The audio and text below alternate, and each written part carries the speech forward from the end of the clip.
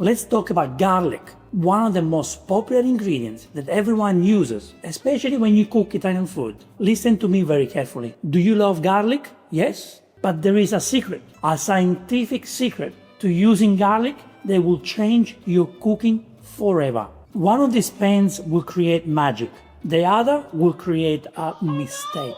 Today I'm going to reveal the scientific reason why you must toast your garlic. And I'm also going to tell you why. In authentic Italian cooking, we do not abuse these beautiful ingredients. I'm also going to tell you why the biggest mistake people make, they take beautiful fresh garlic, they chop it up and bam, straight into screaming hot oil. Or even worse, they don't even cook it at all.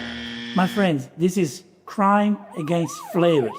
Now, if you're making a type of pesto, then no, the garlic doesn't have to be cooked. The garlic can just be blended, okay? For some recipes, yes, the garlic needs to be served kind of raw to get that kick. But I'm talking about Italian food here, okay? Italian cuisine, 99, maybe 95% of the cases, you need to toast the garlic.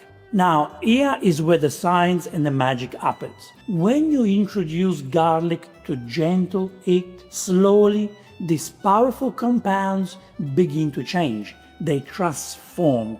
The heat, it breaks down the ash allicin. And what do we get instead? We get beautiful, sweet, nutty, complex flavors. This is the flavor we want in our sauces, in our sofrito, if you decide to use garlic in any sofrito. It's like taking a wild animal and turning him into a beautiful, loyal friend. So how do we use garlic correctly in Italian cuisine? Start with cold oil. Always put your sliced or minced garlic into the oil before you turn on the heat. Turn the heat to medium-low. Let the oil slowly warm, letting the garlic gently infuse and cook. There is also one thing I do. I add a splash of water. Could be a tablespoon, 2 tablespoons of just tap water into the oil, which is not hot already, because if it's hot, the oil goes everywhere.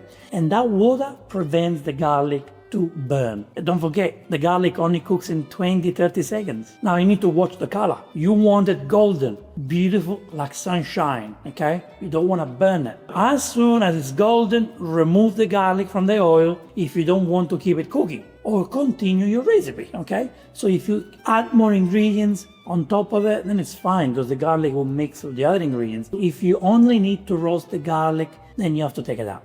But again, depends on the recipe that you're cooking. If you rush it, if the oil is too hot, or if it cooks for too long, boom, it burns. And burnt garlic, that's very bitter, unpleasant taste, you can imagine. It will ruin the whole dish. So in that case, I would say, then have raw garlic, which you repeat is new, but it's nice. So low and slow, my friends, until it's perfectly golden. This is the perfect zone for garlic. Now, a very important lesson for Italian cooking, we love garlic, but we don't abuse the garlic. I watch videos like Ina Carton, she used 24 cloves of garlic for an arrabbiata sauce. An unbelievable amount of garlic in it. Nobody wants to peel 24 cloves of garlic. Arrabbiata sauce needs 1 or 2 cloves of garlic. 1 is enough. Arrabbiata is about the chili, the angry pasta. It's about making it spicy. So 24 cloves of garlic is not gonna give you a pleasant pasta. Nobody likes to eat 24 cloves of garlic in a plate of pasta dish. Come on. So the balance is the key. In many dishes, especially from the south of Italy, garlic is an important flavor, but it is always a supporting actor.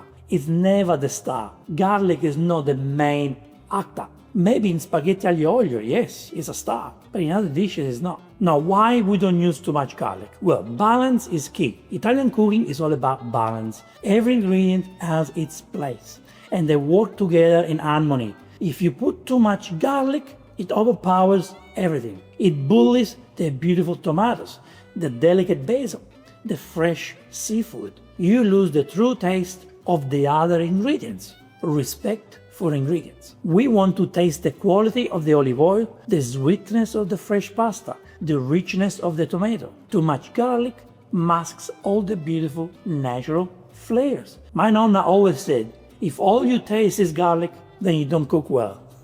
Again, spaghetti aglio olio, yes, you want to taste the garlic. Of course, pesto, you do taste the garlic.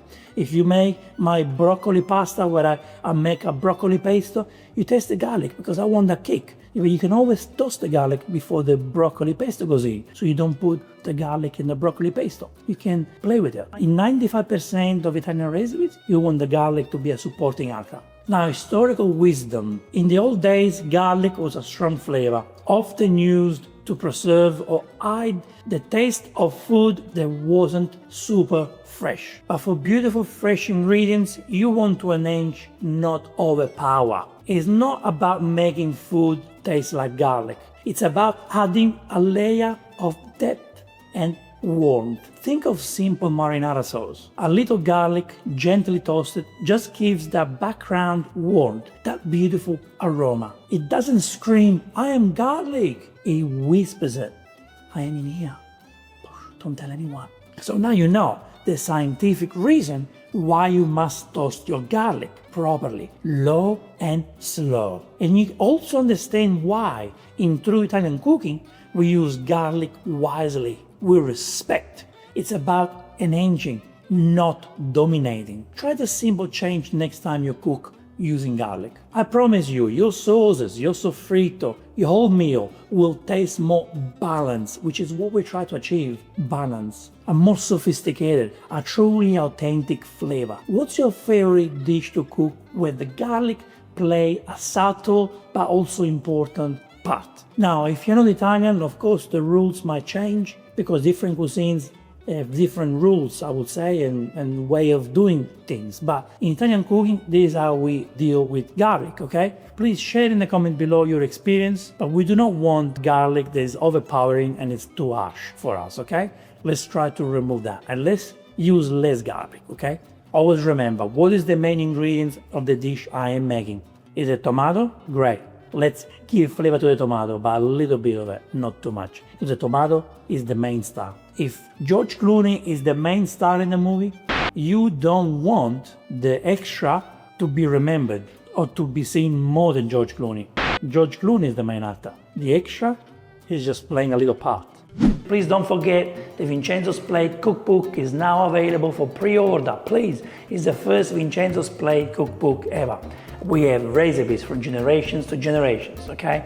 There are simple recipes, there are family recipes that you want to keep, that you want to learn, right? So please get it wherever you are in the world. You can use Amazon. There are more bookshops selling it in Australia, America, and worldwide. So please get it and get a piece of Vincenzo's Plate into your house.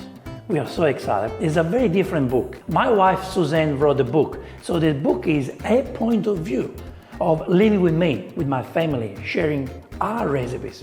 So the book is told in a different way that's never been done before. So you definitely want to get a copy of it.